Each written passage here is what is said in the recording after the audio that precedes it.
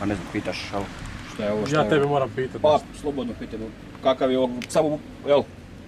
A ja ću početi priču, jel? Dobro, ajde.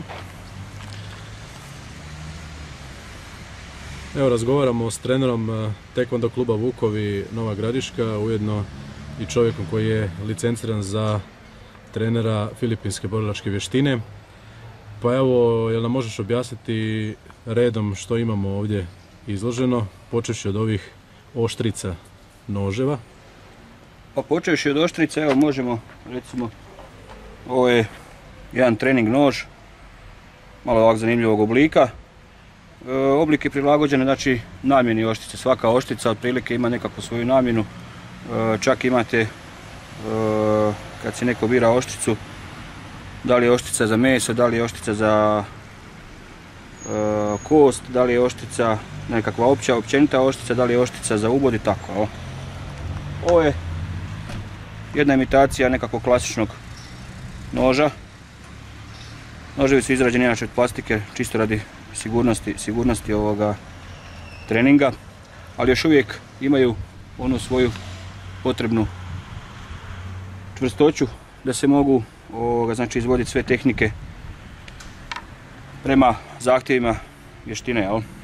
Ovo je imitacija jednog noža, znači na sklapanje, i tu uglavnom se prati priča da kažiprst prati, da oštrica prati smjer kažiprsta. Jel? To je jako bitno iz razloga što su to oštrice uglavnom koje se ne vide. Jel? Ako ste negdje u nekakvom mraku, nekakvoj situaciji gdje vi ne možete baš vidjeti tu oštricu koju je sakrio prst. To je jako bitno, sam pristup treningu je jako bitan zbog toga što se radi, znači, realan napad. Ne radi se o realnosti, znači da je to realan napad nekakvom punom snagom ili punom brzinom, nego se radi o tome da napad dolazi onako kako bi došao u nekakvoj realnoj situaciji, stvarnoj situaciji, znači iz tog kuta ili na takav način. Jer je zaista malo vjerojatno da će neko ko vas želi napast nožem, da će ovako uzeti nož i reći, vidi, ja imam nož, sad ću te ja napast, sad ću te ja ubost. To je zaista mala vjerojatnost da će vam to neko napraviti. To ko vam napravi, čisto sumnjam da on ima uopće namjeru nekakvu ozbiljniju da vas odjedi na takav način. Ovo ovdje je isto jedan tip oštrice koji potječe iz jugoistočne Azije. Radi se o nožu koji se zove, indonežanski naziv je karambit, dok recimo Filipini ga više zovu poznati pod imenom songat ili karet. Ovo je jedan manji primjerak, oni su inače jako veliki, to bude ovako veliko ko recimo na našim prostorima otprilike srp. Dosta su veliki, često su nazubljeni s druge strane, znači kad je protivnik na podu, da možeš sa tim zubom isto napraviti nekakvu štetu. Karakterističan je, znači, po svom obliku, ima taj prsten. Taj prsten je bitan zbog toga razloga što je sad taj nož jako teško izvaditi iz ruke, i sve više se takvih noževa proizvodi, i čak i ovih uobičajenih oštrica gdje ima u hvatu znači, rupu. Oštar je uglavnom s obje strane, postoji i preklopiva verzija koja je onda oštra samo s jedne strane. Dakle, poznat je i u indonežanskim plemenima i u Filipinima. Ovo je oštrica koja se zove barong. Potječe sa juga Filipina. To su tamo uglavnom nastanjena plemena Moro. Često to zovu, još čućete naziv Moroland. Sama oštrica je, oblik oštrice je nastao po uzoru na jedan njihov list od biljke jedne, dok je ovaj zadak ovdje rukohvata nastao po uzoru na jednu njihovu pticu. Sam oblik se, znači, može koristiti. Evo, kolega Damir je tu pa će pomoći. Sam oblik se, znači, može koristiti za udarce, recimo, kad se na blizu ne možeš udariti, ne možeš napraviti hvat, za takve stvari. Dosta je teška, recimo nekakva obična poljoprivredna mačeta, ovakav jedan štab, držalica, znači od metle na nekakvom panju, možete jednim udarcem presjeći, onda možete misliti kakve ozbiljne ozljede ostavlja takvo oružje. Jel?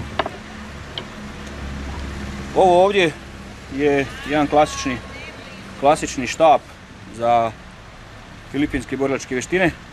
Izrađen je od ratana. Na filipinskom narječju Tagalog se kaže jantok, kod nas je uvriježen naziv ratan. On je izuzetno lagan, evo možeš probati. On je izuzetno lagan. I s njim se postižu, kod udaranja postižu se jako velike brzine. Jako velike brzine, što znači daje na snazi udarca. Ovo isto također jedan ratan štap, samo malo drugačijih ovih dizajna. Drugačijih dizajna ovih, znači paljevine, to se pali. Postoje i one tvrđe varijante, rade se od drveta kamagong ili bahi. I onda obično kažu ljudi to je za uvjeravanje, kad ti neko baš nešto neće odmah pristat na nešto, onda ga uvjeriš s tim. No? Mi koristimo uglavnom ovo je bukovina. Štap je obično dužine od 65 do 70 cm, no postoje nekakve duže varijante, čak i 80 pa čak do metra. Jel? Uglavnom se uzima otprilike da je ovo mjera. Jel? Ozljede mogu biti izuzetno teške, izuzetno opasne, ozbiljne. Razlika u odnosu na ostale nama poznate vještine je što je ovo vještina u nekakvom aktivnom smislu. Što to znači? To znači da ukoliko recimo mene protivnik napadne, ako me napada, želi me udariti u glavu, da ja neću ići na nekakav blok ili na štap, nego će mi biti cilj njegova ruka. Znači moj blok će biti aktivan blok koji je odmah i udarac. Ovo je dio najvjerovatnije lom zgloba i on više ne bi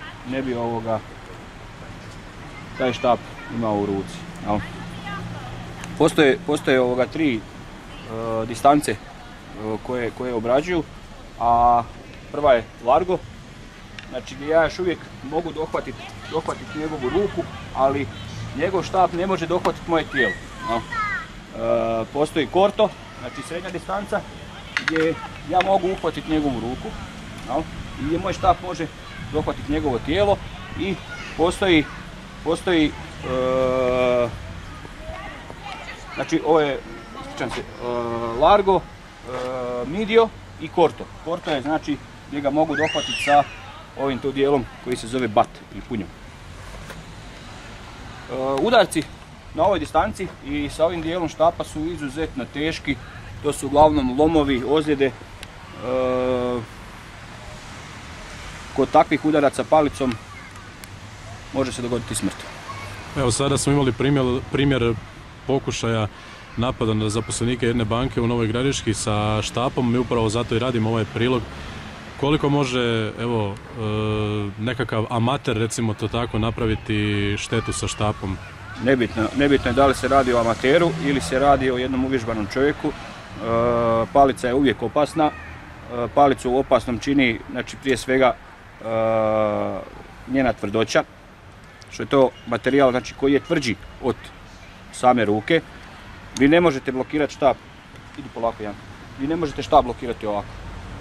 To nije ruka da tako blokirate štap i ko vas god uči da se tako blokira štap, uči vas pogrešno, radi se o lomu ruke.